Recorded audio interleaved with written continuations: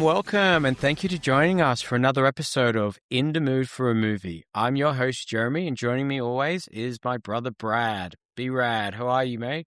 Good, mate. How you going? Really well, thanks. Good week. How is Fozwatch going? Fozwatch, she's still going strong. What, top 4 now?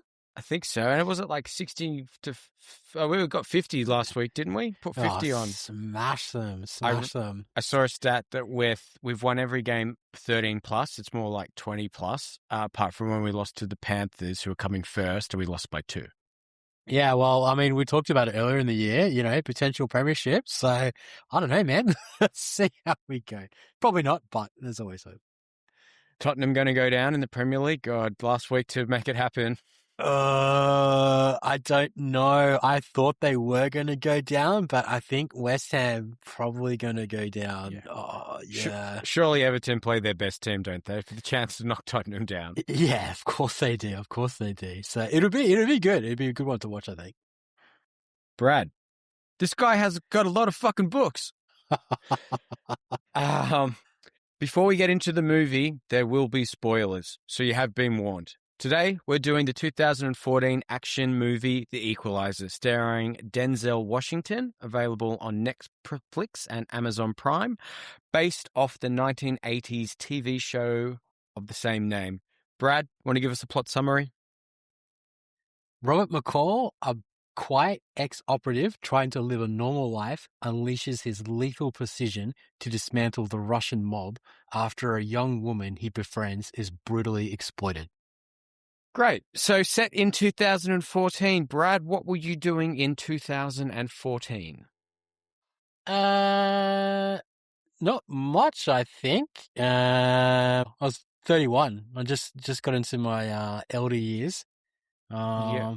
But yeah, just settling in, I think, to a more sort of quiet life post 20s. How about yourself? Yeah, I think I was just back from Europe and I was working for a sports tourism company. So that was a bit of fun. But Is that when you're doing the Bluehead New South Wales Origin? Oh, yeah, Blatchy's Blues. We've got the State of Origin coming up this week. So I didn't even ask you. What's your thoughts on the team? I don't know. I don't think they didn't pick positions properly. Isn't they picked like a whole bunch of like fullbacks and stuff to play on the wings and everything? Is that right?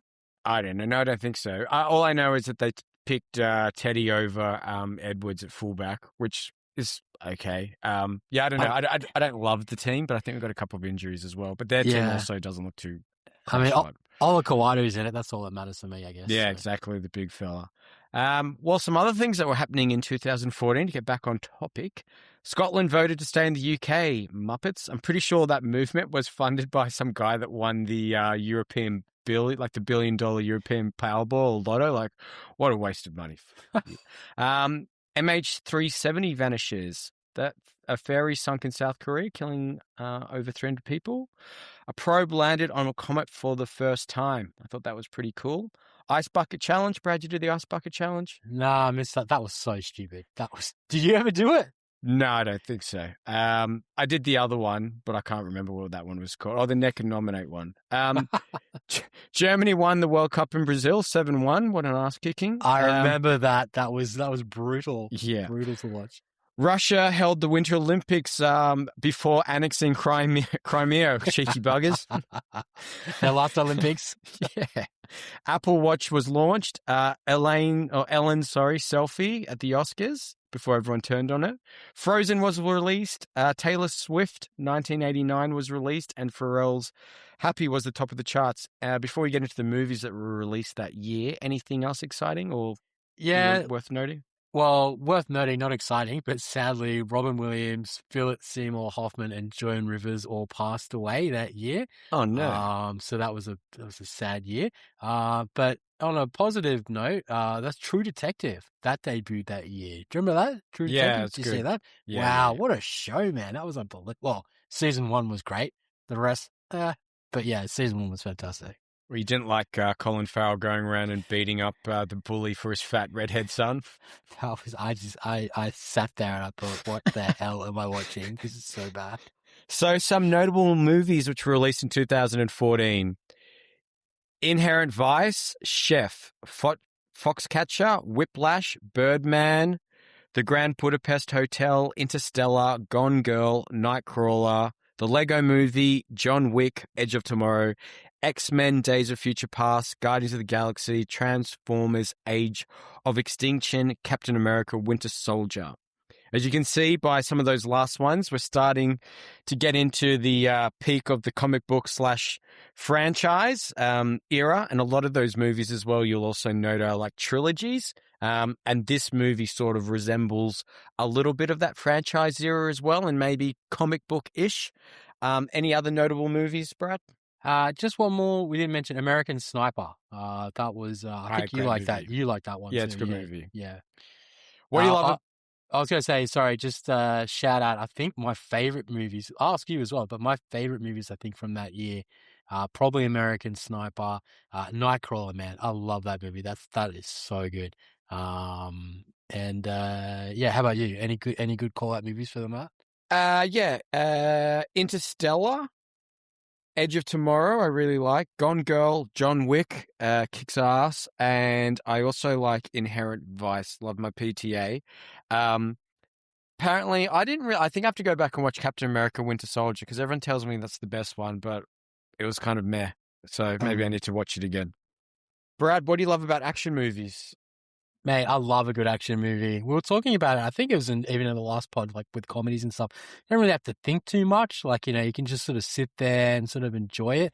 But I think you and I, probably in particular, speaking on behalf of yourself, but we grew up watching sort of action movies as influenced by, our father and his dear friend, John Borsa. They, always going to action movies. I think it's such a cool genre, especially for us, like in the 90s, like T2, stuff like that. Yeah, man, I love a good action movie, just something where some, some good guys just blowing away, street trash. It's just the best, man. I love it. Yeah, look, echoing that, like, I think I grew up watching action movies a lot earlier than I should have, but I loved every second of it. I also really love how you were kind of saying there, like, you can incorporate humor into action as well, but action also doesn't just have to be like bang, bang, guns, explosion. Like Days of Thunder, I would classify as an action movie. Top Gun, an action movie. Like, It can be so many different things, which is really cool. I had a list of a couple of just faves, and I don't think this is like a proper list, but Die Hard, Under Siege, Terminator, Predator. I love a good heist action movie as well, and then some of those early Michael Bay action movies are just amazing. Get that American flag waving with smoke and friggin' flames just going up in the background. It's just great. I'm really glad they're still making them, like this one being a trilogy, John Wick being a trilogy. I don't know if you saw Rebel Ridge. I think it was last year or the year before it came out. Like, that was awesome as well.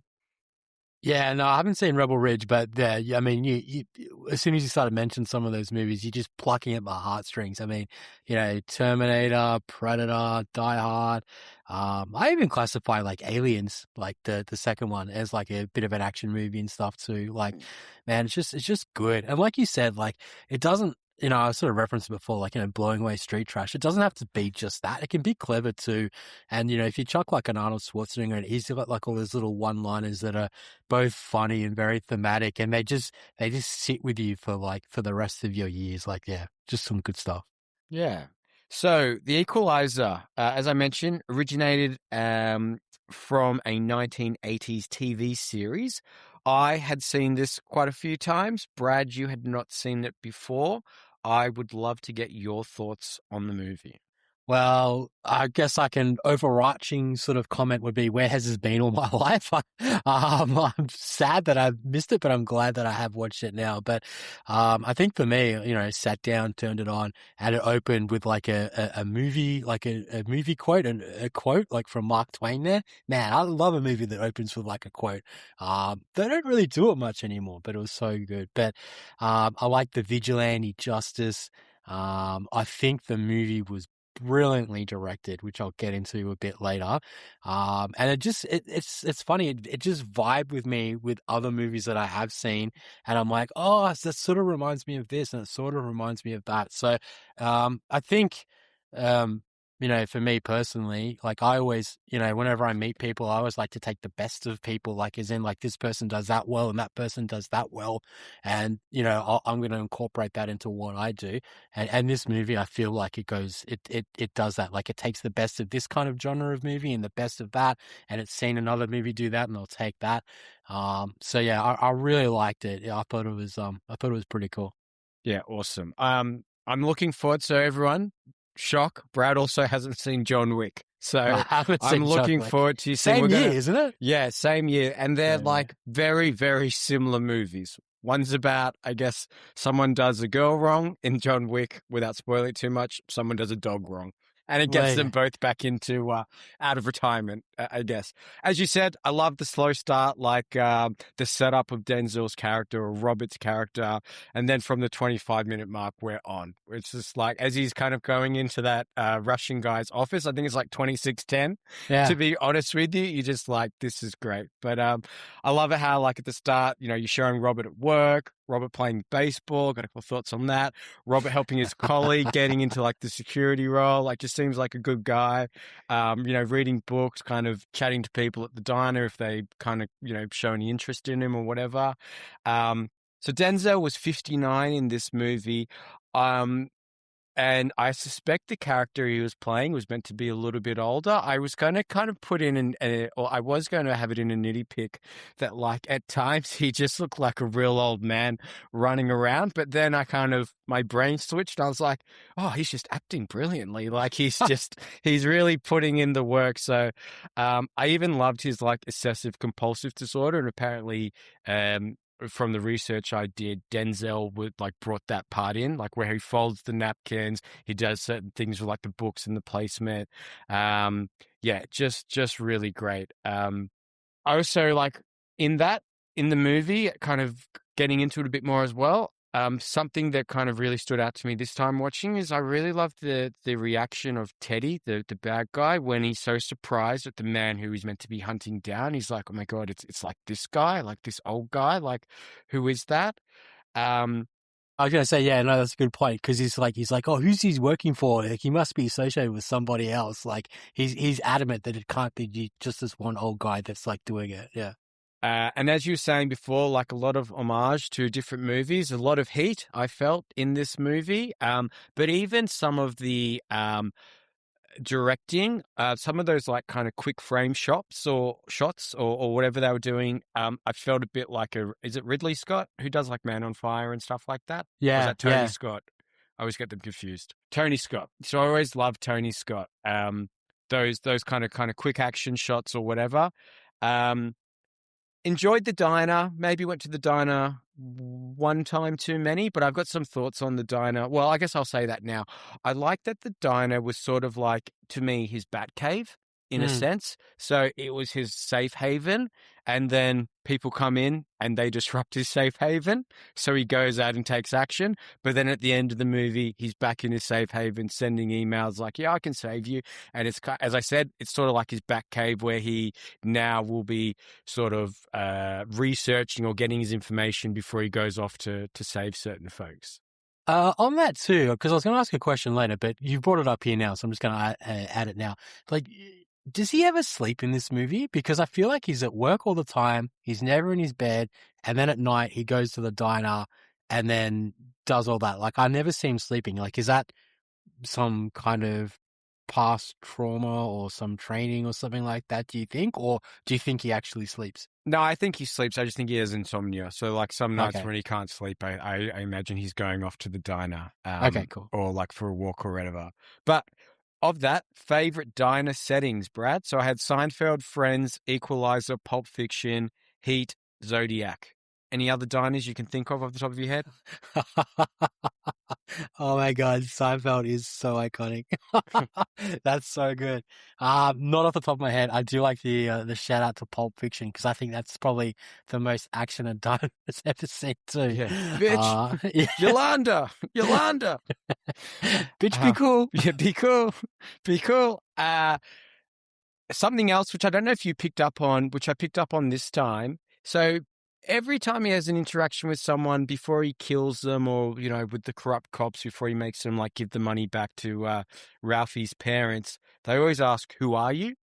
And he never answers it. He answers the Russian guy at the end by saying like, that's what everybody's been asking. But I feel it's like kind of cool. Everyone's like, who the hell is this guy? Which again gives him a bit of that like Cape Crusader, Mysterium, like, you know, like having a mask on, but not actually having to have the mask on because no one knows anything about this guy. Yeah, that's actually a really good point. I didn't think about it like that. I have got something on this point later on, but yeah, you're right. Like he is sort of anonymous without having to be anonymous. Yeah, that's a good point. Who are your favorite vigilantes? So I had Batman, and then just before you answer, I'm going to ask you, are these people vigilantes? Dexter Okay. Morgan? Yeah, I love Dexter, and yeah, that as soon as you asked that question, he's the first one that came to my head. Yeah. Travis Bickle from Taxi Driver? Oh, that's a good one. I don't know. Don't know if he's Saves a Jody at vigilante. the end? No. John McClane? John McClane's I actually, I don't think he's a vigilante. I think he's just a cop that's in the wrong place at the wrong time. Beatrix Kiddo? The Bride, Kill Bill? I think that's more revenge than vigilante. That's what I thought too. And then Boondock Saints, those brothers. I haven't seen Boondock Saints. Okay, there you go. Any vigilantes you can think of? I've got Bruce Willis as David Dunn in Unbreakable. He's he's good a vigilante one actually. in that. Yeah, really good. Okay, great one, Brad. So, as you mentioned, directed by Antonio Fuqua.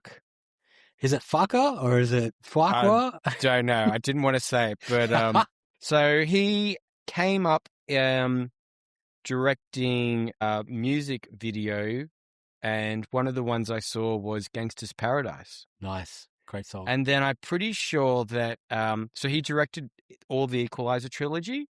Mm-hmm. He's most famous for Training Day, which Oscar for Denzel and a nominee for Ethan Hawke. But I'm pretty sure Training Day, looking at IMDb, was his second movie. I was like, oh my God, like that's pretty impressive for a blockbuster, I would imagine. Like I'm going to call it a blockbuster, Training Day, back in the day. I'll definitely call it a blockbuster. What were your thoughts about the director? I thought he was really good. I thought that he set the scene for Robert, Denzel's character, so well. So there's this one scene where Denzel's on the bus on his way home at the start of the movie, and some hottie with a body gets up and gets in, like stands up in front of Denzel, like walking to the front of the bus. She's in short shorts, like a small top, but Denzel is like too engrossed in his book. Like, so it just sets the tone that Denzel is not after girls or pickup girls or anything like that. He's like a man of moral fiber. So, just by doing, it's such a tiny little scene, but just by doing things like that, I think it helps set up characters and like what Antoine's sort of vision for the movie is. There's also another little bit which we'll get into later. We mentioned in the Russian, is it the bar or the brothel or something like that? And there's all these sort of foreshadowing parts. Like when the guys, like Denzel's looking at the guy with the corkscrew, like opening the bottle and stuff like that. I just thought it was very clever. I thought he did a fantastic job. But to go on your point, actually, I'll get your thoughts first, and then we'll talk about his other movies. Yeah. So what you're saying about, which I had in the scenes part, but I'll say it now. What you're saying about how he's showing like the guy opening up the wine bottle with the corkscrew. I'm like, how good is this storytelling? He's showing you the weapons in the room or things that potentially he can use, but the first time you're watching it, just like, oh, that guy's just opening up a bottle of red. And then when he uses the corkscrew, like, oh, of course you can use like that corkscrew there. This time around when he's moving the skulls on the desk, I'm like, oh, you're great. He's like going to use these skulls to like smash them. He doesn't do anything with them. I'm like, okay, I'm not quite sure why he was moving the skulls around, but yeah, I really loved. I really loved the direction, and he's done some amazing movies. Some of my favorite movies. Yeah, no, I agree with you. Yeah, and like the skull part, I thought, like you said, actually, first of all, I'll go back to what you said about the storytelling. Like, you're so right. Like, he is a storyteller. He's telling a story, and we're understanding the story that he's telling. The skulls I thought was very clever. It was sort of like marking the people for death. Like, you're going to die. You're going to be a skull soon. You're going to be a skull. You're going to be a skull. Like, marking them for death was very cool. But yeah, let's get into his other movies. I mean, you mentioned Training Day. Also some of the other ones I've seen. Obviously, I've seen The Equalizer now. Shooter, Tears of the Sun, and a cheekily underrated masterpiece. I don't know if you've seen it, but Brooklyn's Finest. Man, I love that movie. So I haven't seen Brooklyn's Finest, but add it to the list. It's on the list. I did ask you to give me a Mount Rushmore for Antonio. Is it Antonio? Let's just go with Antonio. He can correct. You know what? If it's wrong, Antonio, send us an email and we'll do a whole apology in the next one. What's your Mount Rushmore? I'd have to go Training Day, Brooklyn's Finest, The Equalizer now that I have seen it, and probably recency bias, I'll probably go Shooter, but Tears of the Sun is very good too. Okay. I had Training Day, The Equalizer, Southpaw, and Tears of the Sun. Have you seen Southpaw? I haven't seen Southpaw. It's really great. Really, really good boxing movie, and like the choreography is nuts. Just like this, like the choreography in this movie is like fantastic. And speaking of that, we'll then move to Denzel. So Robert McCall, one of the all-times, so 2-time Oscar winner for Glory and Training Day. He's also collaborated with Tony Scott 5 times. As I mentioned, I love some of those movies as well. This is his first time doing a sequel. I just think he has got so much charisma. I love like just his hand movements, like when he's meeting what is at the restaurant with Teddy at the end, like they're having that heat moment, I would call, like the Al Pacino, Robert De Niro. Yeah, I got that. But like where he's just rubbing his hands, like what he does with his hands, like on his shorts, like even like his lips and mouth, like I just think he dominates the screen. He wins every movie. Like in Crimson Tide, when him and Jackman are going toe to toe, like that's just what cinema is all about. Just having two people on screen that you just can't look away from. It's amazing. And then I was also thinking of this, so which is kind of like maybe back on Antonio as well. So Denzel is hunting the Russian mafia in this movie, whereas in Training Day, he's being hunted by them. And they're both directed by the same guy. That's good. As soon as you started saying it, I'm like, I know where you're going with this, but I never thought about that. But yeah, that is a good. That's good. I don't know if that's just like a bit of a cliche or whatever, but yeah, but yeah. What were your thoughts on Denzel and Denzel overall? Yeah, no, to your point, I mean, Denzel, I mean, I know I've said it on the pod a few times before about people having range, but this guy has got so much range, and you can see by his catalog the amazing movies that he's been in, and like you said, sort of dominated those kind of movies. You know, like to your point too, with Antoine, or pardon me, is it Antonio? What are we calling it? Antonio? Just AF. Yeah. AF, okay. With AF, you know, in Training Day, like you can see Denzel being like, you know, fully gangster, but then like good cop and stuff like that. Whereas in this one, you know, sort of like older, sort of down to earth, but then he can like, you know, brawl it out and stuff like that. His hand movements, just the way he talks and the way he sort of like, you know, interprets scripts and things like that.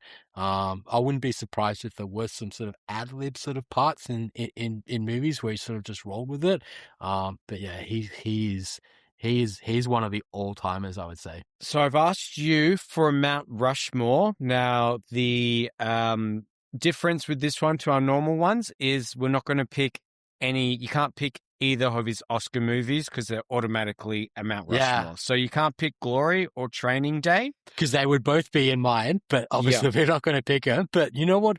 I think I know two of yours, which are going to be different from mine. Okay, you say yours, and then you say the two that you think I have. Okay, I'm going to say, well, one of them's one of my favorite movies, Deja Vu, Man on Fire, The Bone Collector, and Philadelphia.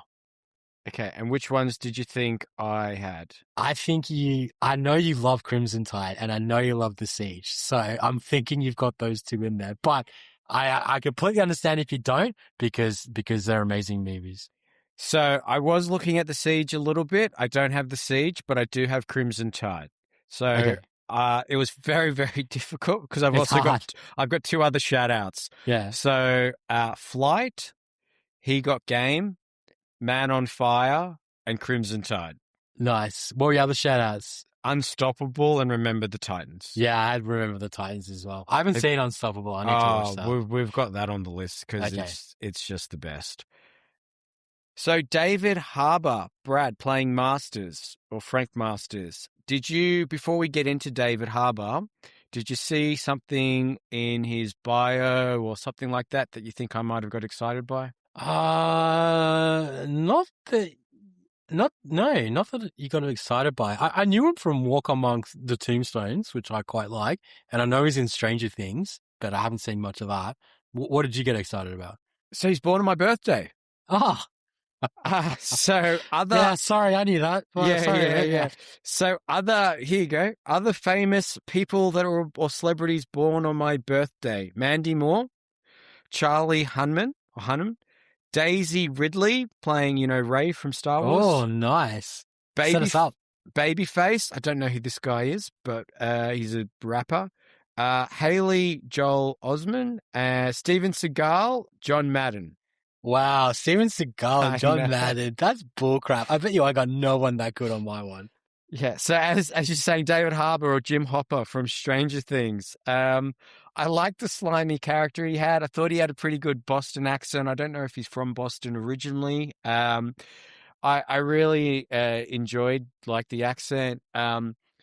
He's a big guy as well, which I quite enjoy. He does play a good dirty cop. I think I haven't seen Walk Among the Tombstones. I've only seen him as a cop in Stranger Things as well. I will say that if I was in the car when he's getting suffocated, I would just be elbows and everything trying to just smash that window. I know he's using the palm of his hand, but I'm like, oh, you can put a little bit more effort into this, can't you? Yeah, 100%. I thought he was quite good. One of my favorite scenes I thought for him in this movie was when they visit the Irish people at the construction site. Yeah. And you can see him making that decision, he knows that shit's going to go down and he's got his hand on his gun. And he's like, great, I'm going to have to take out two people because this Russian psycho is going to fuck us all over. So, but yeah, I thought it was great in this movie. To your point too, he does play a bit of a dirty cop. So yeah, it was quite good. Thoughts on the villain, Teddy? So Martin, Koskis, who's actually from New Zealand. So shout out New Zealand. Shout out for New Zealand. He's in Lord of the Rings. I don't really remember him. I had a quick Google and saw his picture. I'm like, yeah, I think I have seen him. I sorry that I was thinking the same thing, and then I was like, they all look the fucking same. I don't know, they all got blonde hair and pointy ears, yeah. They all got the pale makeup on, so they all look the same. But I did think as well, oh yeah, okay, it's that guy. And yeah, then sure. I was like, I probably saw him. Yeah. But I primarily know him as Yorgi in Triple X. Great movie too. So, I'll go into it a bit more, but yeah, I thought he was really good in this movie. I really quite enjoyed him. And, it's funny because obviously I've seen him in Triple X and Yorgi's got longer hair. He's got shorter hair in this one. And I don't know why. He just reminds me of Kevin Spacey so much. I don't know why. He looks like Kevin Spacey. I enjoyed him as well. I wasn't quite sure about his Boston accent when he visits Robert in the stairwell. I was like, is this a New Zealander trying to put on a Russian accent and then trying to put on a Boston accent? I'm like, I think it's all a little bit lost in the wash here. But overall, I enjoyed him. I thought he could have been a little bit darker. I don't know about you, because all the research I was seeing was like, oh, this guy was like a really dark villain. I was like, I feel like he could have been a little bit darker myself, a little bit more ruthless overall, but he was definitely able to convey a dangerous hitman. Yeah. So Bill Pullman, great to see him in this. A lot of Bill Pullmans were watched in our house in the 90s, so I do like him. I think it's one of the first live action movies I actually remember going to the cinema for was Casper. So, as I said, he's been in my life a lot. We watched Spaceballs on repeat, and Pizza the Hut. and who could forget Mr. President in Independence Day? I was thinking whilst watching this, and look, I know he's been a lead, like let's say Spaceballs. He's a lead in that movie, and he's a lead in potentially Casper as well. But and then in saying that, I don't know, is he the lead or is the daughter the lead in Casper? And is he the lead in Spaceballs, or is it like everybody's movie? And the more I started to think about it, I was like, maybe he's just a really good, like, 1B, 1C, or like 2 or 3. I don't know if he's ever just a 1. Like, could you put him in Castaway? Could you put him in I Am Legend? Could you put him in... And I think that's like, for actors, that's like the goal. Like, Ryan Gosling in Project Hail Mary, he's completed it. Yeah. What's his name? Matt Damon in The Martian. Bang. Just one person really like dominating the screen for that. I don't know if Bill Pullman quite got there. I feel like Bill Pullman needs to have other people around with him. Yeah, that's a great point. Just going back, like you said, I mean, he was in my life in that sort of mid-90s. Obviously, he was in Spaceballs, but I didn't see it probably until the 90s. But, Sleepers in Seattle, Casper, While You Were Sleeping, which is a good movie, Independence Day. But even in While You Were Sleeping, even though he is sort of the main dude in that movie, it is sort of a Sandra Bullock kind of movie. And even though like the post is Sandra Bullock, Bill Pullman, it is a Sandra Bullock movie. So to your point too, I don't know if he could do, the Castaway, like, Tom Hanks, 80% of the movie. I think we're having this discussion about Kevin Bacon recently too. So yeah, I don't know if he could do that. But having said all that, I mean, I think he's a good actor. And yeah, it was great to see him. So Melissa Leo, Brad, have you seen The Fighter with Christian Bale? I have, yes. So you know that this lady's the mum? Yes. In The Fighter? So she won an Yes. Oscar for that.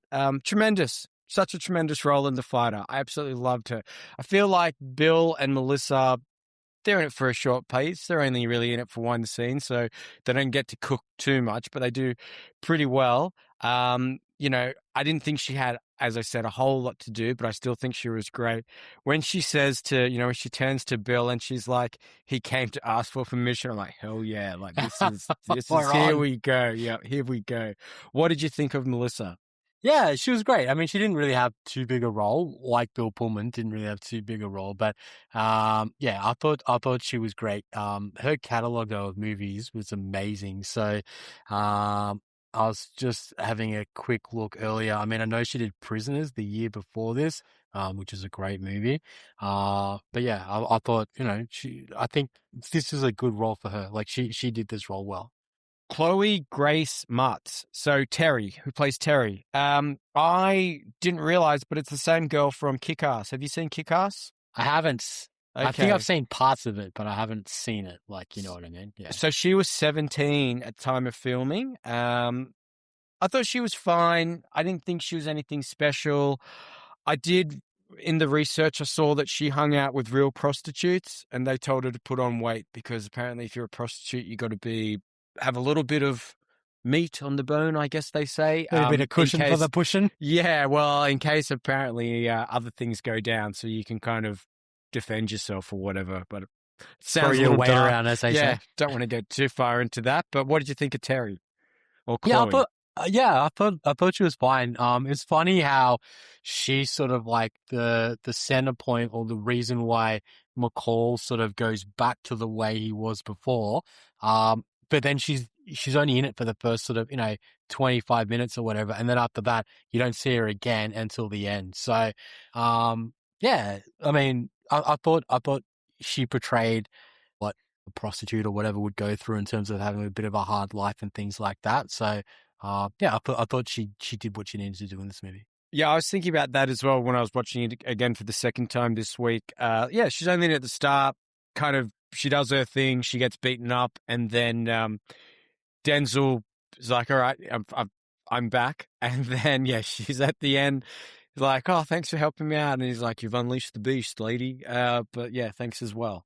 So production, funny, weird things that we found while researching. So it's, as I mentioned earlier, Denzel's first sequel, and really his first franchise movie as well. So he's always avoided that. So he's initially hesitant, but the director convinced him to come along. As I mentioned, he was 59 when he was making this movie. Koskas, or Teddy, stayed in character between takes, and him and Denzel didn't really interact or socialize too much during the filming of this to maintain that tension. Did you have some production or weird stories you found? I got a couple others. Yeah, it's weird. There was a couple of like earlier people wanting to have a go at creating this movie based on the TV show that you mentioned earlier. But it's funny, in June 2010, it was announced that Russell Crowe was trying to bring back the Equalizer to the big screen, and Crowe was intending to play Robert McCall. And it's funny because you mentioned it obviously before, like, Denzel's sort of Oscar nominations. And I feel like it right there, like, Training Day and like Gladiator and things like that. It felt like for a while it was Russell Crowe versus Denzel Washington. So to see, when I was researching this, to see that Russell was potentially going to do it, but then it ended up being Denzel, I'm like, oh, it's just another stage of the saga between Russell and Denzel, who I'm sure are probably very good friends in real life. So yeah. Yeah, cool. Yeah, I didn't see that. I thought using the real Home Depot store was just awesome. I'm like, whenever you can use something that's like you don't have to build a set or anything like that, I can't believe they let them use it, but I'm like, hell yeah. The diner was a real working diner. They did make like a makeshift one for some scenes, but again, like I think it really authenticated the movie, and just like it just plays so well when you're watching it. You're like, that's a real Home Depot or warehouse that they're in. Yeah, I had a bit on that. I later on, but I'll just say it now. Like, man, I can't believe, like, we call them a Bunnings over here. Like, it's such a cool idea, like, for a location, for like a bit of a manhunt and stuff. I mean, if you and I had our little laser guns and stuff back in the day, and you said go run around Bunnings and have fun, like, those little laser tag things. Yeah. Man, we would have had a ball. That would have been so good. So to actually have it in like a Home Depot, I thought it was a really cool idea. So Denzel, as I mentioned, 59. He trained intensively for 6 months. He learned Krav Maga, which is a Filipino martial arts and tactical weapons handling. He did his own stunts as well. The Office 16 seconds scene, that was all where he attacks, the first 5 pimp guys.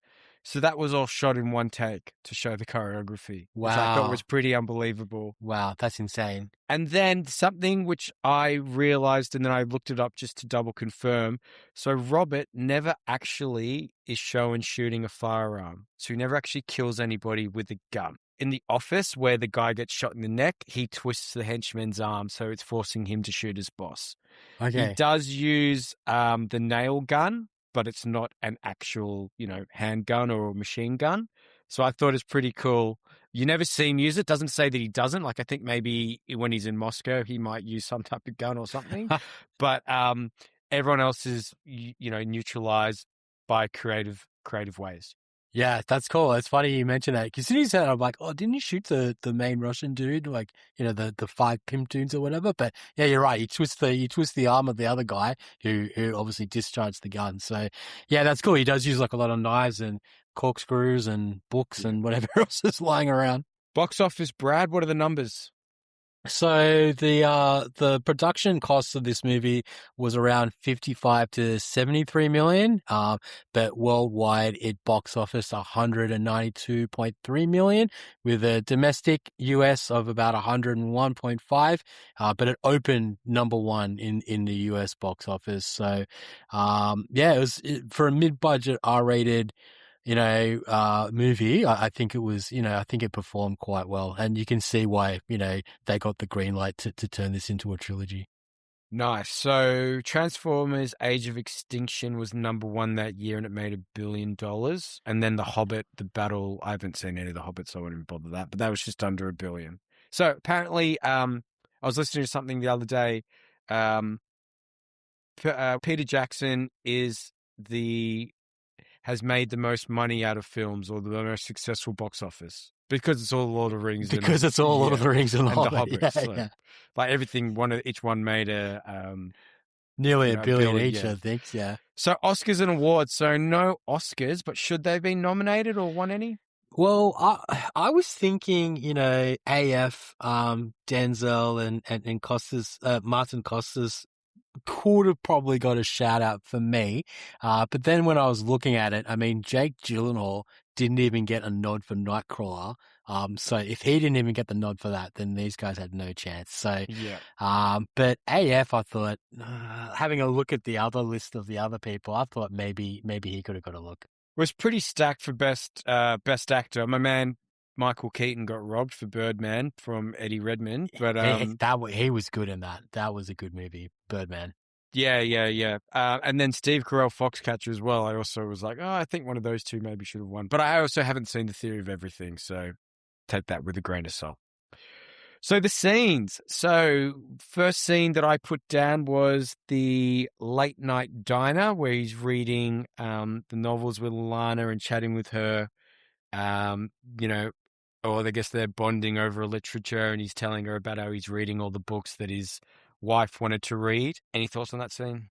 I'm a big sort of flashbacks kind of guy, so maybe I could have done with a couple of flashbacks of him with his wife or something like that.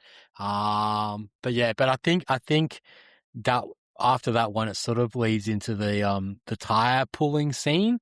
Where he's training up the guy to become like a security guard, and that gave me like real Man on Fire vibes when he's teaching Dakota Fanning to like swim and stuff. So I got that same kind of vibe from that movie as I did from this one. Nice. And then so Denzel sees Slavi turn up and hit Alana or Terry and then chucks her in the car. He then goes to negotiate. So the $9,000, if someone offers you $9,800 for a female, I think maybe you accept it. So I did some research. $9,800 was because apparently if you take out a $10,000 loan, it gets like tracked by the government or the IRS. So if you take out $9,800, it doesn't. There's no trail or anything like that. Yeah. But then going into is it 29 seconds or 17 seconds? I kind of keep getting confused, but I'm going to call it the 29-second scene. As we were saying, like the camera shot of the corkscrew, setting up the weapons in the room, locking the door. I'm just like, shit's about to get real hell. And then when he's talking Slavi through how he's going to die and then starts counting, I'm like, that is so brutal. Any thoughts on that? Yeah, that whole scene is just so good. And up to your point, when he sits down and he's going like, your heart rate's like beating 3 times faster than normal, which means you got about 30 seconds to live. And then the guy's like, knowing that he's got 30 seconds to live, asks the question, "Who are you?" It's just like, he's not going to be able to tell anybody. You killed him anyway. But yeah, like you said, like he's all about the counting and stuff, and he starts counting down, and the guy like blacks out to death. Yeah, it was that whole scene was very cool. Then we said the arrival of Teddy, the fixer, coming in. Well, before that, Ralphie making weight. I kind of enjoy some of those training scenes and things like that. But the fixer, do you think Teddy was a better fixer than the Wolf, Brad? No one's better than the Wolf. Saying the Wolf? Hell, that's all you have to say. Comes in hot, though, with the sit-down with all the boys around the table, and he's kind of like telling them how terrible job they're doing. Demanding a lift back to his hotel. Yeah. And then I think one of your ones when Teddy visits the Irish Boston Mafia, Little Johnny. Don't call him Little Johnny. Don't tell him not to call him Little John, because he's going to call him Little John and shit's going to go down. Yeah. What did you think of Teddy's tats when he's talking to Pushkin? Oh my God, that was sick, bro. Yeah. Back Maybe, tat's pretty cool. maybe I'll go out and get a few. Better than He's inspired me. better than Red Dragon, back tat. 100% better than Red Dragon. 100%. You like it Okay. better than Red Dragon? I can't remember what the Red Dragon was. It's not that good, is it? You're It's pretty quick kind to of turn it like down. it looks like dragon sort of horns and like dragon wings and the back of a Okay. dragon and stuff. So, Yeah. but this is much better, I think. I did though think, I do like to look at a good male body, especially if it's a little bit jacked. I wouldn't say he was so jacked, but not too many scars for a war hero. Couple of scars, maybe. Yeah, you're right. You're right. Do you know what's funny with all those like tattoos? It's sort of, I got those like, Yakuza kind of vibes, like the Japanese mafia that, they're fully tatted out underneath, but they wear suits over the top. So you never know that they're Yakuza until they take off their shirts and stuff. So yeah, it was pretty cool. So the Mexican extortion with the corrupt cops. I love it when the guys are like backing up and they're like, this fucking guy, back up. And then they're like giving it to him. But then when they have to hand the money to the parents or whatever, they're like, this is more embarrassing than the beating or whatever they say. Yeah, that was good. That was good. The interrogation, when Teddy interrogates the other Russian prosy, I would be absolutely shitting myself. Like, when he's like, you telling me the truth? I'm like, lol. I'd be like, yeah, fuck, man.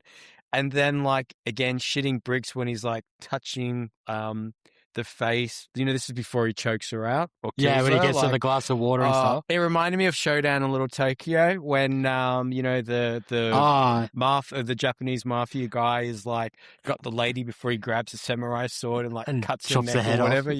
Yeah.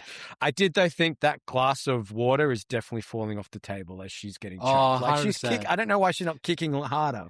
Yeah. So Teddy then tracks down Robert to his home, posing as the police officer, and they have that little, I guess the first cat and mouse begins, and he's like, shouldn't you be leaving me a card or whatever? That is so good. I love that scene. Yeah, that's so good. Yeah. Oh, but you already know I was there, officer. he's like, yeah, shouldn't you leave your card in case I've got more information? I can get back to you and stuff. And then he's like showing him the picture of the dead girl. It's like, do you know this girl and everything? Yeah, man, that was a great scene. Why do you think he just kills him just then and there?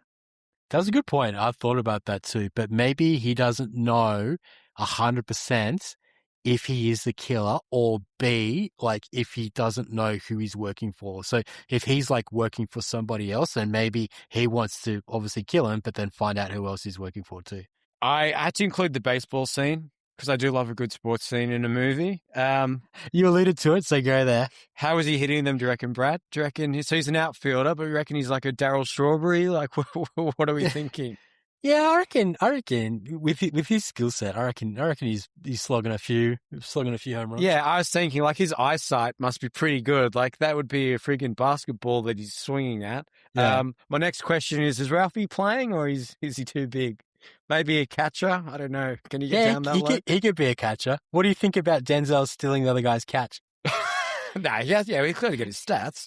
The guy's going for the catch and Denzel just runs through and catches it and keeps jogging like he's the hero of the day. What we probably didn't see is the guys probably dropped like 4, and so Denzel's like, we got to get to the finals. Like I can't let old mate Johnny attempt this one. He's going to drop it again. I added in the registry robbery. So when the lady at the hardware store is getting robbed, like I just love how cool and calm Denzel is. He's just like, give him the ring, give him the ring. I didn't know like why wouldn't he just take the guy out? But then I guess he doesn't want all the like. Because I don't think she would say anything. Like, if he took her out, she wouldn't be like, oh, my God, this guy's like Navy SEALs, blah, blah, blah. She'd just be like, oh, cool, like, I got my ring back or whatever. I was then thinking, though, that, like, I guess on the CCTV footage, they would see stuff. But, again, does it really matter if you're, like, a good fighter? I don't know, but I'm pretty good at jiu-jitsu. I think he's sort of doing the count in his head, but then he saw the little boy walk in with the mum or whatever at the same time. So he must have calculated that little boy might have been in danger or got crossfire or ricochet or something like that. So he aborted that plan. Okay. And there's a couple of scenes where like they yada yada yada, like when he gets all the money and stuff back, and then he gives the money back, like company man. But I enjoyed, or I suspect maybe they cut out the beating up part, but I didn't mind that. And there's another scene where they maybe yada yada a little bit as well, which again I might have some issues in other movies, but in this movie I was like, cool, just keep the story flowing. Yeah, okay. Yeah, that's a good point. I'll bring up something else about a yada yada later. Teddy getting ready to ambush the apartment. So that's when they go in to McCall's apartment and he's already evaded it. Yeah, he's got like that. He's got like the house or the apartment like across the street, and he's like spying on them as they're coming into his apartment. And that's when the guy's like, man, this guy's got a lot of fucking books. Yeah. That was cool. I did like the one of the other. This is one of my favorite ones as well. The fake construction worker when he comes into the diner, and then Robert's just like, your hands aren't dirty for a construction worker or whatever. He's like, he goes, are we waiting for anybody else? Yeah. Yeah, that was so good. And then I just also put like whenever he starts his stopwatch, you're like, someone's about to get fucked up here. Someone's going down. Leading into then the first fight with Teddy and the Russians, when he just walks out and he casually just snaps photos of the of them all in the car, and then he runs off. But I really enjoy like the snapping of the photos as he's walking past the car. Yeah, that's good. It's like a turning the tables kind of moment. I like it. And then after that, when he has to self-heal himself with the hot honey, God, that would be so painful. Yeah. I do like that he licks it and puts it in his mouth, but like, I'd need to be biting down on something. I don't know. Like this guy is just so tough. Yeah, no, you're right. That would be so friggin' painful to do. So yeah, you can tell he's like, just ex-military. Like he's probably done this like 100 times before. So yeah, but yeah, that was cool. And then I like when he goes and visits the plumbers. So seeking permission in Virginia. You didn't take out 5 pence, Robert. And he learns all about Teddy and his background. You do something about it because you can. But again, he didn't came. He came asking for permission at the end. Like it's just like we're about to. This movie's going next level, 100%. We're at the top of the mountain, and it's going to be a wild ride down. Then the Frank Masters kidnapping, or what do you call it? Suffocating, where Frank's all paranoid that the Russians are after him as well because he's stuffed up. Yep. So his car alarm goes off, and then he goes out into his car, and he's just sitting there, and he kind of keeps winding down the window, and just like he doesn't really have to say anything to him, and he just winds it back up, and then he's like, "All right, I'll check you," and he just walks out. I would be losing it. Yeah, that was cool. I like the first time he rolls the window down. He goes like, "I know you're going to tell me anything, so I'm just going to roll the window back up again." It's just like, boop. And then going into the cartel operation, I like it. So when after he gets everyone to sort of put down their guns, I like it first how he's got the cop and he's like, Pushkin says like blah blah blah, and the Russian guy's like just drinking, I don't know, wine or vodka or whatever, and he's like, all right. I do enjoy how it's like a butcher shop out the front, and then as you go through each room, it's sort of more and more like dodgy or just full of money. Money laundering, yeah. Yeah. Always love like just a room with piles of money in there. Who's this guy? I'm the new guy. Pushkin sent me. Yeah, it's good. Then I enjoy the this is I call like the heat scene where him and Teddy, so Robert and Teddy meet at the restaurant after he takes out his security guy and just chucks the glasses on the table. Broken and they glasses have that, with blood. Yeah, and like he tells them about the book that he's been reading, and like there's a lot of. Then he talks about like the Russian police officer. So do you reckon the Russian police officer is that Teddy? Yeah, is Teddy the kid? No, I think maybe it's Denzel the kid, because Denzel speaks Russian too. Yeah, okay, yeah, I wasn't quite sure, but maybe Denzel's adopted and he was the Russian kid. But yeah, it was something that I'm like, ooh, what's going on here? And they're like, they both know about this story, so yeah, I wasn't quite sure there, but I do love. It's great when he's like, "What do you see when you look at me?" Yeah, that was awesome. So the oil tanker strike, this is my next sort of yada yada, which is fine with. I'm happy for him just to be walking away and the oil tanker blows up.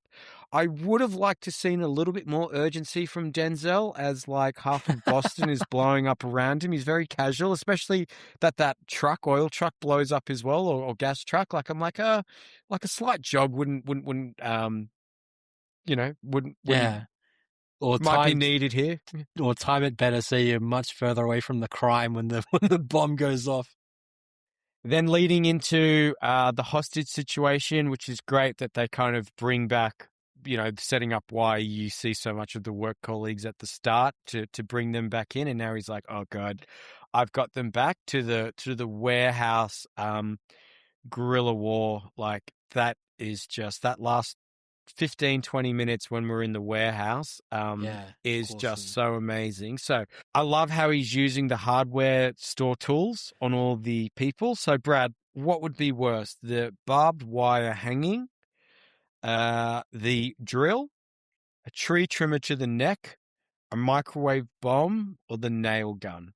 Or the nail gun? Yeah, nail gun. Yeah, the nail gun. I think probably the barbed wire hanging, because the other ones seem a bit more instantaneous. So you'd be hanging knowing you're going to die. You're just waiting out the death part. So yeah, I reckon that's probably the worst one. What about you? Yeah. I think I'd like to be drilled or tree trimmer. Yeah. Maybe like the instantaneous. bomb. Yeah, maybe the bomb as well, because probably the bomb actually, because that just takes it up. Then the nail gun climax. Oh, what were you thinking when when Ralphie looks up and you see the nail in the wall? Yeah. It was cool. Like obviously I knew that it was Denzel there to save the day, but it was pretty cool. And the Moscow trip is awesome. That house is friggin' amazing. So good. I love it as well, how he kind of keeps turning the light on and off.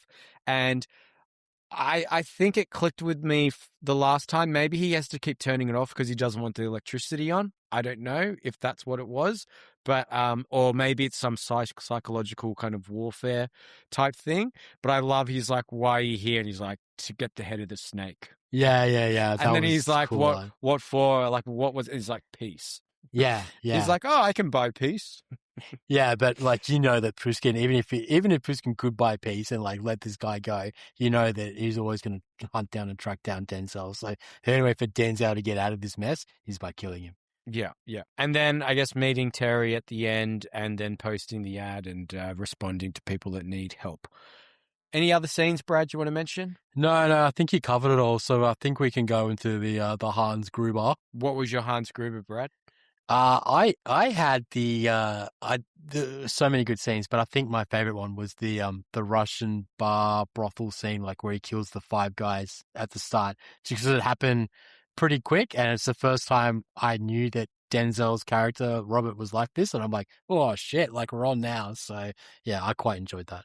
Yeah, I had that as well. Is it the 29-second slaughter or the 16-second slaughter? Like, I will never in my life be bored of watching that. If someone puts that on, I could probably watch that, just timeless. Camera work as well, I felt a little bit like Guy Ritchie and Sherlock Holmes, where like maybe setting up like what I'm going to do before I do it. When Robert Downey is like fighting one of the big guys and he's like, I'll like whack him in the knee and dislocate his knee. Then I'll like hit his elbow or whatever. And then he goes bang, bang, bang and does it. Yeah. He doesn't do it to that extent where he's actually explaining, but it's like quick kind of look into his eyes and he's like, okay, bang, gun, like screwdriver, blah, blah, blah. And then he just goes with it. Yeah. Really great. Yeah. So best quote apart from this guy has a lot of fucking books. What was your favorite quote? I've got a few. I liked when he said, when Ralphie's like, well, what happened to your hand? And he goes, I hit it on something stupid. That was pretty funny. I also like, we talked about it before, like, we waiting on anybody else? Like when he's in the diner. But I think the one that's like the most, I guess, philosophy, sort of whatever you want to call it. I think when Robert goes, when you pray for rain, you got to deal with the mud too. So I really enjoyed that quote. I had the exact same one. So really? Yeah. Nice, so there you go. But I'll go to find this guy has a lot of fucking books. Best song or score? I had New Dawn Fades by Moby. I really enjoyed Yeah, that song. I had that as well. Oh, look at Also that. used in Heat.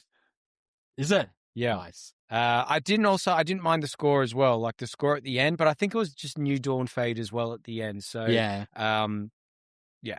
Any pre-2000s? I've got one, even though it's maybe not pre-2000s, but you got I any was pre-2000s? really trying to dig for something and I really couldn't find anything because it is 2014. It is sort of that. So I'd love to hear your pre-2000s.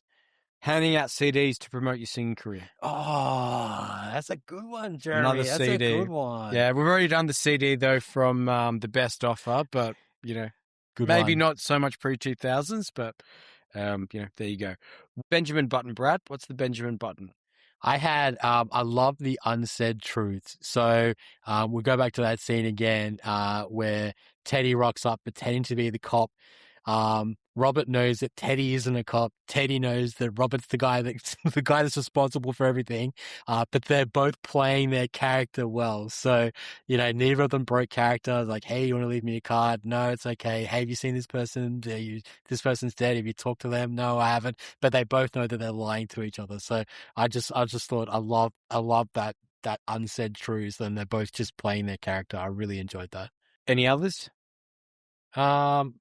Maybe having a big final confrontation in front of a Walmart or a Bunnings I thought was pretty cool too. But no, that's what I had. The unsaid truths. Cool. Yeah, I've got a few. So using a corkscrew as a weapon, just awesome.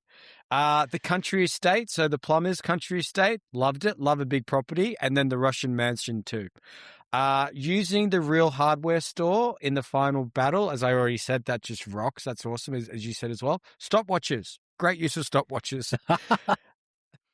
Healing yourself with home supplies. So the hot honey and then the door handle. When he does the door handle as well, I'm like, God, this guy's tough. The hot honey, it's not just for sore throats, it's for bullet wounds too. Yeah. Robert locking people. So when he locks people in the office, locks people in the car, locks people in the warehouse, I think it's just like, now you're, in, what is it, Watchmen, when like Rankshaw goes to jail and they lock him in the jail because they want to beat him up. And he's like, no, you're in here with me. And he like goes absolutely nuts.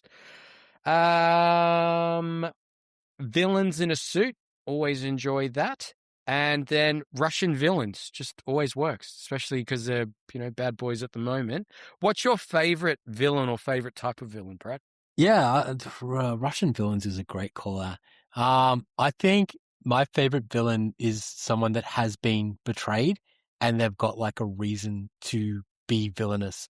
Like if you're looking at like, GoldenEye, like, Sean Bean's character in that, like he's got a reason to hate James Bond because James Bond set the timer wrong and he got horribly scarred and everything for that. So I think a villain with a purpose is probably one of my favorite villains. Like Tommy Lee in Under Siege. You tried to kill me, you son of a bitch. Yeah. Welcome to the revolution. I had Sagar from No Country for Old Men. And Joker Dark Knight as well. Sagar, because you don't think you really know. He's just a hired hitman. He's got no emotion. He's whatever. He's just there to do a job. Yeah. He's great. What's aged the worst? So I had unsaid truths as the best. I had unseen truths as the worst. So bear with me for a minute. But the ending, like, it was cool, but I think it would have been so much better if they had filmed the actual ending. So don't leave it to my imagination of him running through the mansion and killing everyone. I want to see him running through the mansion and killing everyone. So I think that would have been really good. But maybe they thought that they weren't doing a second movie. So maybe this could have, if they knew that, maybe they could have left Pushkin as like the second episode. Again, I haven't seen Equalizer 2 or 3, but maybe they could have left that where he goes to Moscow and tracks him down and kills them all. But, he kills Pushkin and then it zooms out and it keeps zooming out and this guy's dead and this guy's dead and this guy's dead and this guy's dead. It's like, man, I would have loved to have seen him going around the house just killing everyone. Really, see, I loved that. I loved it. Where you're like, oh shit. Because even when he's like talking to Pushkin, turning the light, and you're like, is that blood on his face? And then when it kind of zooms out, and you just see like everyone that's dead throughout, and then on the cars and stuff in the backyard. Look, they could have done maybe like a little like 1.5 speed through as he's walking out and like just maybe do like a flashback of him running through killing them. But I don't think you need it, and potentially could have been maybe too unrealistic if there's all these guys with machine guns and he's like running around killing them. I don't know. Anything else that aged the worst for you? No, that's what I had. What did you have? 7:30 a.m. is a little bit late for a weekday alarm. I guess if you're a single man living in an apartment, you got to be Yeah. at work at 9. You could probably push in that sleep in the morning. Leaving the tap on. I understand maybe because they want to make a noise, but come on, guys, save the water. In this economy? And and then a big one which I thought of just today when I was watching it. So Robert's phone's on loud during the cat and mouse in the warehouse. So just call him again, Nikolai. You know where he is. Who are you Nice. having a beer with, Brad? Well, I didn't know she was 17, but I had Alina. Let's grab a drink, sweetness. But Are you the big Russian guy in the no, limo I'm not that waving guy. her? Maybe I'll wait a year and I'll take her out when she's 18. We'll have a drink then. Okay, I thought there was a pretty obvious choice for this one. So I had Brian and Susan Plummer. Looked like they brought out the best wine when Robert turned up for lunch or dinner. Brian's having a whiskey true. as well. Like they're all there just to entertain. They got that massive estate. I dare say they don't have that many guests. But something very disappointing. Robert's having a tea. Yeah, I know, right? He's got to keep his killing senses prime. But no, you're right. Actually, in hindsight, I mean, a weekend away at their place that'd be amazing. I think. So I know you mentioned earlier that Russell Crowe was in the running to be in this movie. Mm-hmm. Did you find out anyone else in the running, or is there anyone that you'd like to replace if you were the casting director? Yeah, great question. Casting director, as soon as this Teddy guy rocked up, like, getting out of the plane and everything like that into his car, like his arrival, I instantly thought, man, if they had Ray Stevenson playing this guy, I thought this would be unbelievable. So for those of you that don't know, he played Dagonet in King Arthur, which was another movie by AF. But he's also famous for the Ukrainian mobster Isaac Zerko in season 7 of Dexter. I don't know if you remember that. But he's been in like heaps of stuff. He's been in like, TV shows like Rome and Black Sails, and in movies like The Book of Eli and the other guys, and Volkswagen and Thor movies. But he is a really cool sort of badass Ukrainian mobster in Dexter. And as soon as this guy got out, I thought this would be a great part for him. But having said that, I did think that that Martin Koskis did do quite well in this movie. Yeah, I liked Martin because I didn't know him, and so I was like, "This is cool." But I know this Ray Stevenson guy, so sadly, I don't know him from any of the shows that. Well, I've seen. Oh, he's in Black Sails as well. Okay, I've seen Dexter, but I know him from Ahsoka. He's in the Star Wars Ahsoka. Yes. So yeah, there you go. I didn't really have anyone for this. I couldn't really think of anyone because you're not really going to get someone to play Terry. Like she's, as you said, she's not really in it for that long. So it's not like you'd be like, oh, Margot Robbie. Like, okay, great. Like, yeah, what's the point? Like it's 20 minutes. Yeah. What character could Bruce Campbell have played? I had, he's a hardware store guy who knows too much. So, I had Bruce Campbell walks past Robert. He's working in the Home Depot, and Campbell goes to Robert. You didn't hear it from me, but the barbecue on sale on aisle 4, you can get that at S-Mart for nearly half that price. Awesome. I had the diner manager owner, so Jake, I believe his name was. So the only thing I had something short. So at the start, when Terry has to leave, she's eating her pie, and Jake gives it to her for free because she has to go shag someone, I imagine. She thanks him. So Bruce, no problem, baby. She walks out. Did you think the diner guy was maybe like paid off by the Russians? You know, when the high vis comes in with the clean hands, the diner guy's like, "Oh, I got to get something." Yeah, I got to get something from the back. I'm like, but then he's in there the whole time at the end. So I'm like, oh, maybe he's not in on it. But it seemed a little bit convenient. I got something on that later, not specifically about the diner guy, but yeah, I got something on that later. Okay. So movie runtime, 2 hours and 11 minutes. So does this movie deserve to be over 2 hours? Brad? Man, I thought it was a little bit too long. There's probably a couple of things you could cut. Like, again, like, don't get me wrong, like the blowing up of like the oil tanker and stuff is super cool. But I mean, did you need it? Like, you don't really need it. You know what I mean? So, I think, yeah, you sort of need it though, because that's like, then they've stuffed their whole operation and the Russian guys now, like, you got to, like, it kind of puts them in the position of like, all right, we've got to take the hostages to like get this guy out in the open. yeah, yeah. But I mean, it is hard to sort of trim on this movie, but I'm not a huge fan of a 2 hour movie. So like I sort of touched on before, maybe he could have done that post Moscow part for like episode 2, but they probably didn't know that they were filming an episode 2, so they had to wrap it up. But what are your thoughts? Yeah, look, maybe you could trim this. Like, again, I get like you. I like a movie 2 hours or under.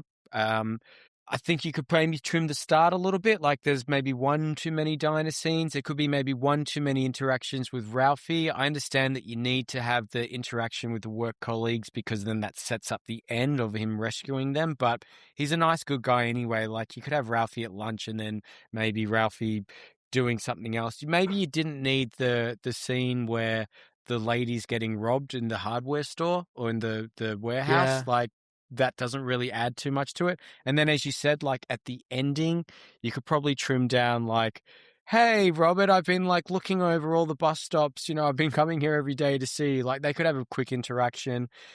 Maybe you don't need him emailing people at the end. I don't know. You could trim 10 minutes, I think, though, pretty easily.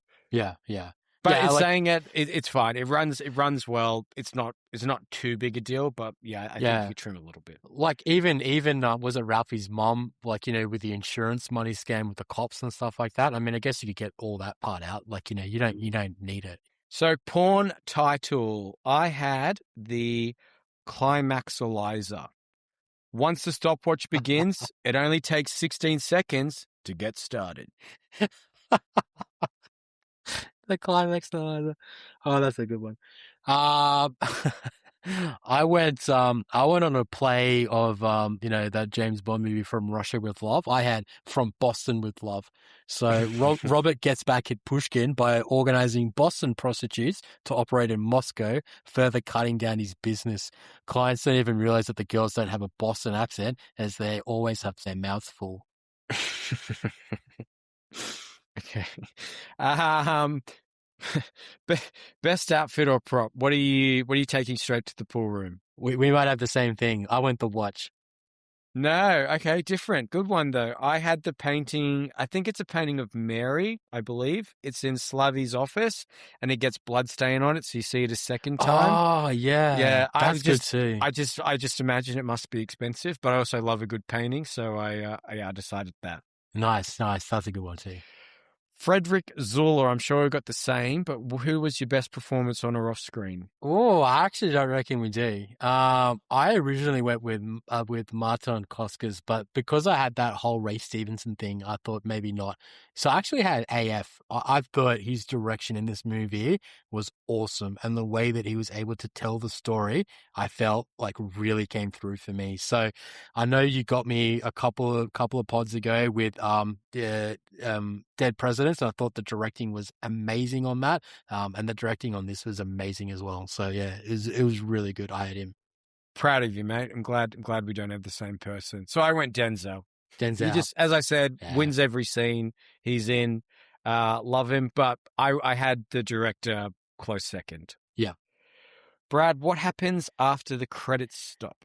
I had Equalizer too, so I haven't seen it. So I was just going to ask you, is it worth a watch?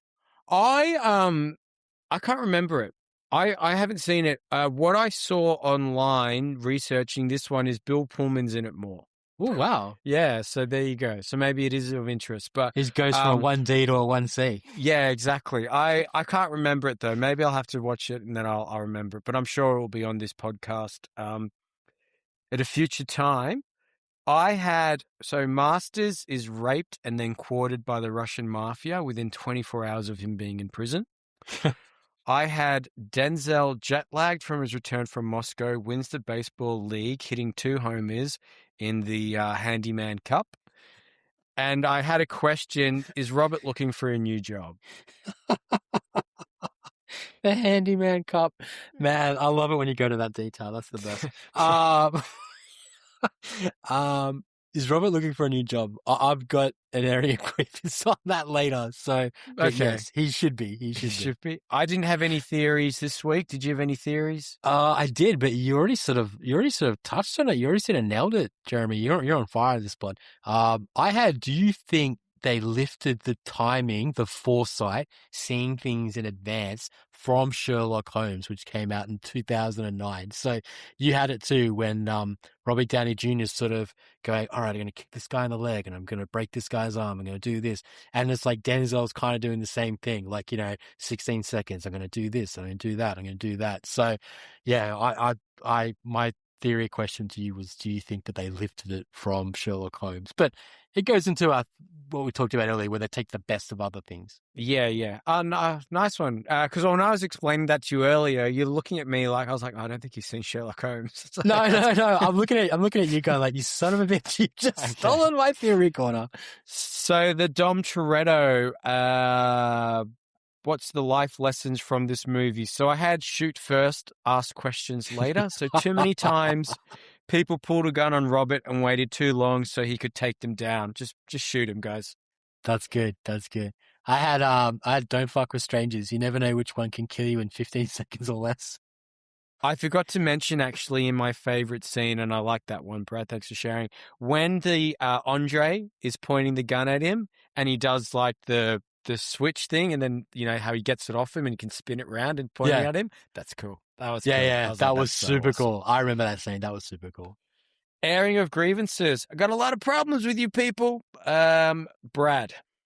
Okay, I had three. So I had the dude, I think it's his name Ralphie. The dude quit his job, then gets rehired instantly. But he's hired as a security guard, and it feels like it's like day 1 or 2 of his job. And then the lady gets robbed. Jenny gets robbed. So he's like the worst employee ever. Maybe he was in on it. I know. I had also for a Boston movie, there was hardly any Boston accents. So like this movie is set in Boston, and the only one that came close to the Boston accent was the crooked cop. But nobody else had a Boston accent. And then you touched on it earlier before. I'm not a detective, but even I could piece this one together. If there's a murder at the cafe that Robert goes to, and there's executions at the place Robert works at, the only person that frequents both of those places is Robert. So should he not be brought in for questioning? They usually piece it, together on, probabilities and likelihoods and things like that. So I'm like, man, he can't be flying under the radar that long. What about how he returns the sledgehammer after he gets the money back from the robber? It's like there's DNA all over that. Some poor guy's going to buy a sledgehammer and then get done for friggin' jail time. Imagine that. The next time you go to Bunnings, you pick up a hammer, and a week later you're getting arrested for homicide. Yeah. Oh my God. So I had, is Masters really giving up his safety deposit box to Robert? Like you've screwed him over so much. I'd be like, nah, man, I'm not giving you that. Yeah, he needs that when he's in jail. Do you think Robert kills the main, or do you think, so on that, do you think by giving it up, he then's going to think that Robert's going to kill the main Russian mafia guy, so then maybe they won't come for Masters because there's too much toil going on? Yeah, that's that. Yeah, I don't know. You're right. But it's 3 days later, so I feel he's already dead. Yeah. So yeah. I don't know. Another one. So what I was talking about, when Denzel takes the gun off Andre in the money, when they break up the cartel and in the butchery money slaughterhouse. Yeah. Are all the other Russian dudes really letting Andre, are you sure they're not going to let Andre get killed so they can both just kill Masters and Robert to save their own bacon? Yeah, there's like 20 of them there. Yeah. It's not like it's just a couple of guys. When he's like, oh, you'll tell them to put down the guns, I'm like, maybe. Yeah. Like if I was one of those Russian henchmen, I'd be like, oh, yeah, are you that's okay, Andre, but now I'm in charge. Bang, bang, bang, bang. Yeah. You're right. Catching a bus to save his mates. Like, come on, Denzel. You got to get an Uber. Get with the times. And then another one, so not a doctor, but Ralphie is shot in the hamstring and then he's still jogging around the store, like turning on sprinklers, turning on the lights. If I'm Ralphie, I'm in pain on the ground, like, oh my God. Like if I'm shot in the hamstring, I don't know if I'm being, he's like, can you still walk? Yeah. Don't know if I still can. Yeah, you're right. Yeah, he got shot in the leg and then he's doing a run up for like the power box and stuff. Yeah. I'm And like, I didn't quite get why Teddy was stalking him. I'm like, just kill him go and then, after Robert. Go after Robert. Kill him and then go to Robert. 100%. So letterbox rating, I gave this a 4. Everyone loves an elderly hero. Nice. I also gave this 4 stars as well, and I said above equal movie. Okay, good one. Rewatchability factor. So I enjoyed watching. I think I enjoyed watching this the second time even more. Just this week, I really did enjoying it. And what am I pairing it with? I'm pairing it with John Wick. So both 2014, and they're both awesome in different ways. Or same but different. Nice. I really enjoyed it, and I really enjoyed watching it the second time, probably more so than the first time, only because I knew it, and then I started to look for all those little nuances and things like that. So I probably will watch the next one too, like Equalizer 2, based purely on how good this one was. If I was pairing it, I had Unbreakable if you wanted that vigilante justice, or if you wanted that Denzel justice revenge kind of angle, then I'll probably go Mad on Fire. I've got a few vibes from that movie as well. Oh, so good. When he puts the bomb up the guy's butt. That's great. So good. Mailbox. Do we have any mailbox this week? We had a shout out from Ben Stocko, who said he was enjoying the pod. So he messaged me, but I didn't see the message until heaps late, and I'm so sorry about that, mate. But we appreciate your lovely comments, so thanks so much. Love you, Stocko. Well, that's going to do us for another episode of In the Mood for a Movie. Thank you all for hanging out with us as always, and we hope you've enjoyed it. Our next pod is very special. It's our 10th episode. Look out on our socials and you'll see what movie we will be tackling. Thank you so much, everyone. Good choice, Jez. I love it, mate. Cheers.